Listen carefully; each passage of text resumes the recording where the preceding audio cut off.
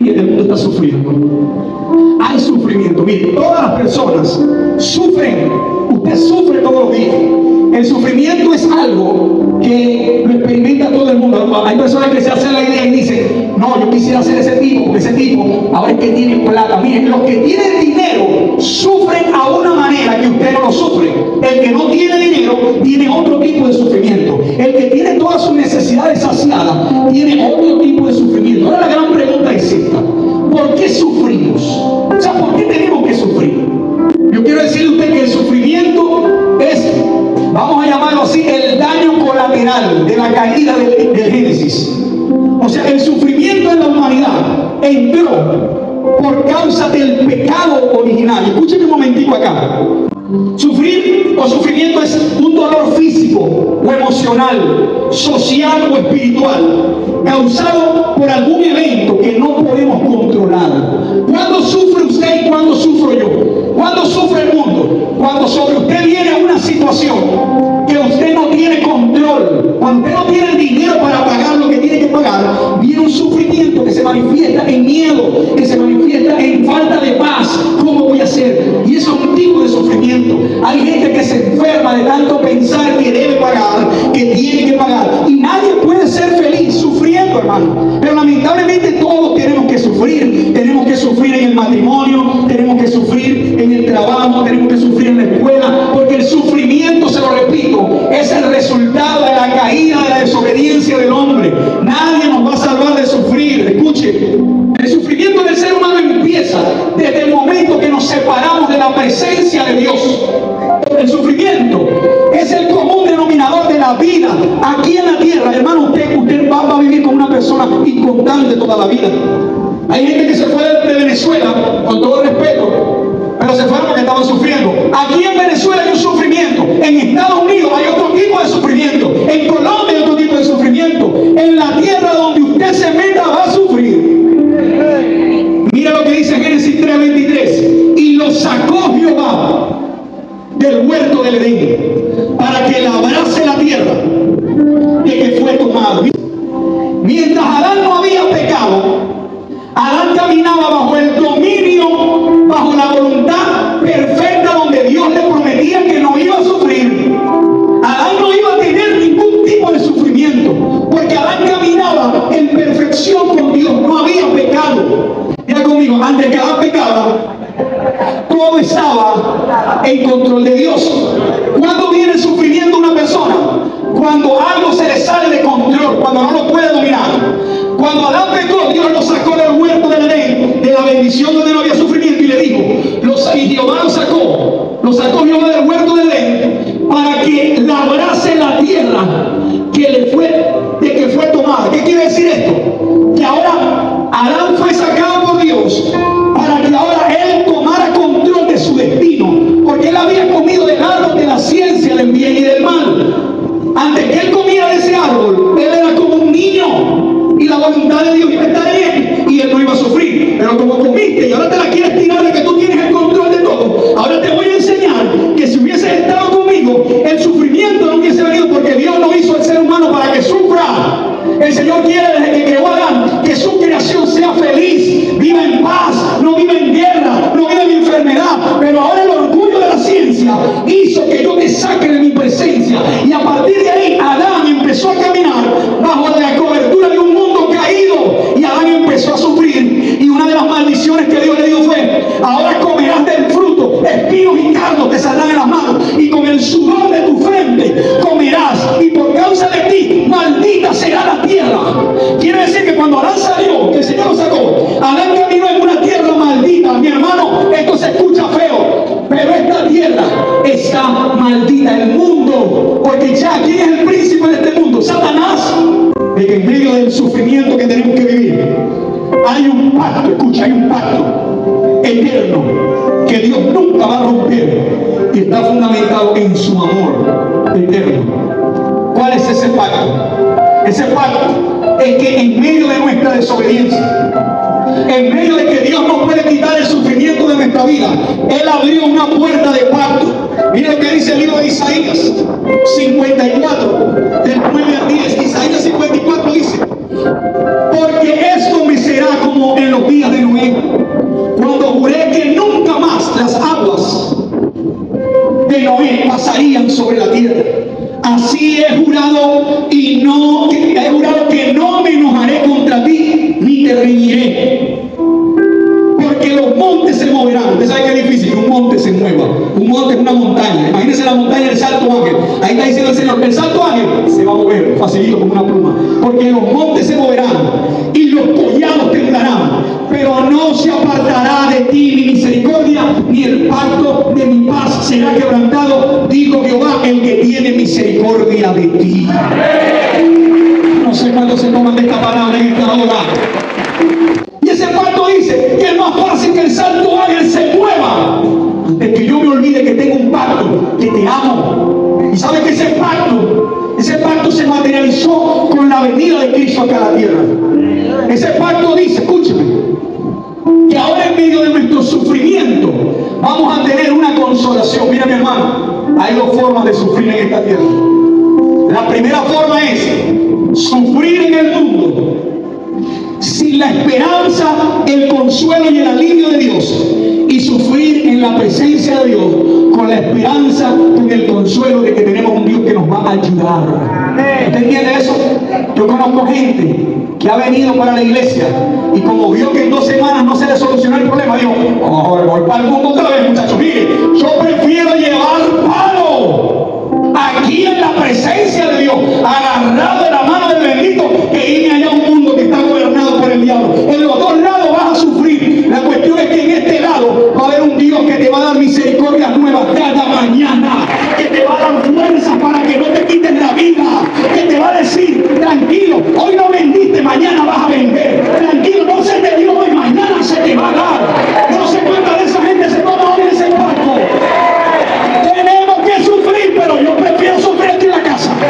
Yo prefiero sufrir agarrado de la mano de Dios. ¿Cuántos dicen amén? Yo quiero contarle una historia que muestra totalmente lo que yo le estoy hablando hoy. Que muestra que en un momento podemos estar sufriendo, pero que cuando la misericordia y el pacto de Dios nos alcanza, las cosas empiezan a cambiar. Dice la Escritura, 2 de Samuel 9, del 1 al 8, dice: y dijo David, ¿ha quedado alguno de la casa de Saúl a quien yo haga misericordia por amor a Jonatán? Y había un siervo de la casa de Saúl que se llamaba Siba, al cual llamaron para que viniese a David. Y el rey le dijo, ¿eres tú Siba? Y él le respondió, tu siervo. El rey le dijo, ¿no ha quedado nadie de la casa de Saúl a quien haga yo misericordia de Dios? Y Siba respondió al rey, aún ha quedado un hijo de Jonatán, lisiado de los pies. Entonces el rey le preguntó, ¿dónde está? Y Siba le respondió al rey, he aquí, él está en casa de Maquir, hijo de Amiel, en Lodebar. Entonces envió el rey David y le trajo a la casa, y le trajo de la casa de Maquir, hijo de Amiel, de Lodebar. Y vino Mefiboset, hijo de Jonatán, hijo de Saúl, a David. Se postró sobre su rostro e hizo reverencia. Y dijo David, Mefiboset. Y él respondió, he aquí tu siervo. Y le dijo David, no tengas temor, porque yo a la verdad haré contigo misericordia por amor de Jonatán tu padre, y te devolveré las tierras de Saúl tu padre, y tú comerás siempre a mi mesa. Y él inclinándose dijo, ¿quién es tu siervo para que mires a un perro muerto como yo? Esta historia, atiéndame aquí que lo voy a enseñar. Hay unos que la han leído. Es la historia de David. El rey David acababa de ser nombrado rey. Fue a tomar posesión en la Casa Blanca. Y yo quiero decirle que el rey que estaba antes de David era un rey llamado Saúl. Y el rey que estaba antes de David se llamaba Saúl. Saúl tenía un hijo llamado Jonatán. Y Jonatán tenía un hijo llamado Mefiboset. Todo el mundo sabe que en las familias reales el orden es de que el rey que está gobernando, cuando se muera, su hijo tiene que pasar a ser el príncipe, tiene que pasar a ser el rey. Y cuando el príncipe sea rey, su hijo va a ser príncipe, para que cuando ese se muera, él herede y haya una línea de herencia monárquica. Todos los reinados se mueven así. Un reinado no es por elección, el reinado es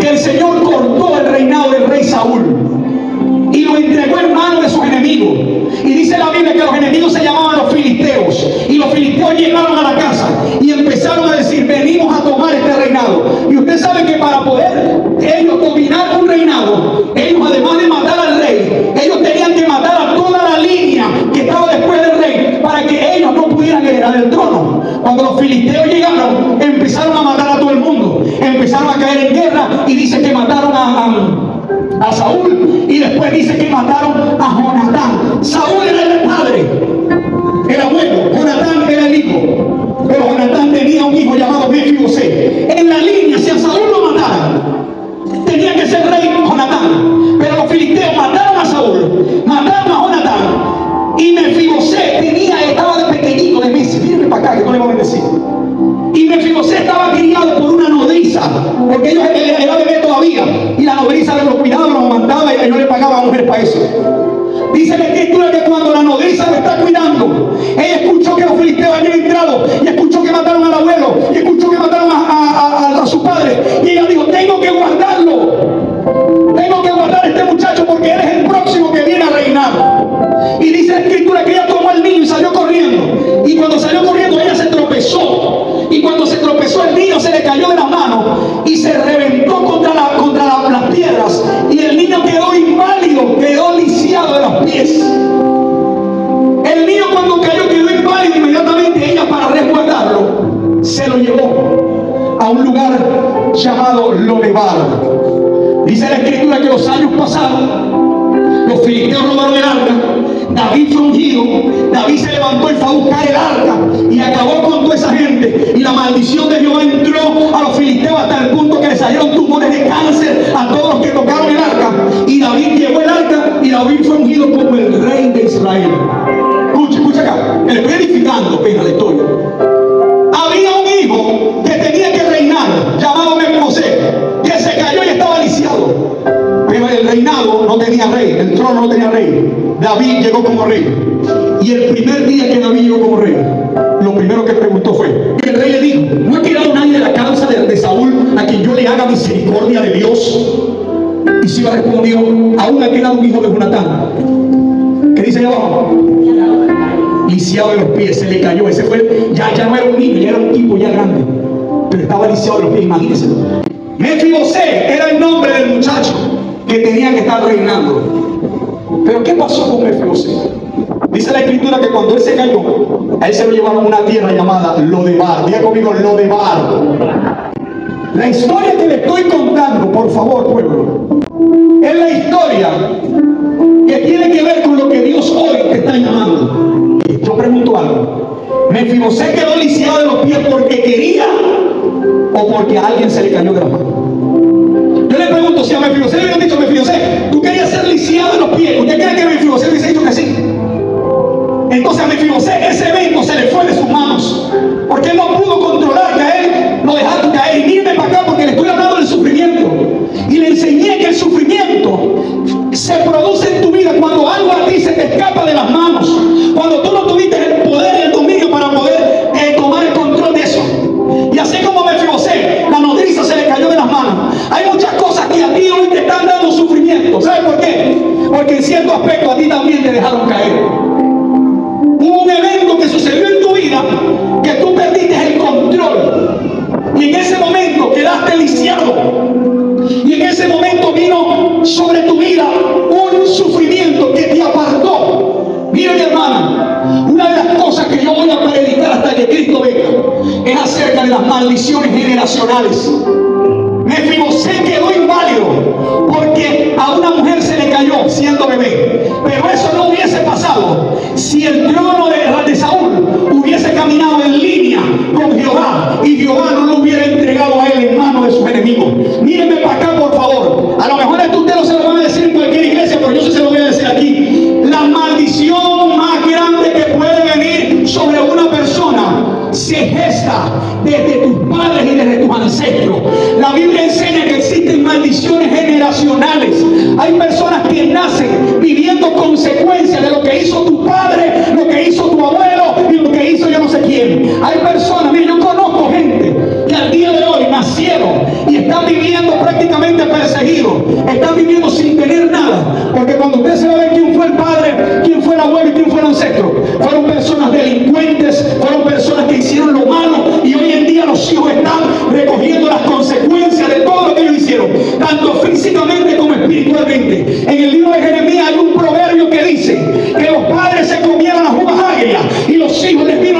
espera. Eso se llama de consecuencia que podemos venir arrastrando nosotros. A lo mejor usted hoy en día está teniendo una enfermedad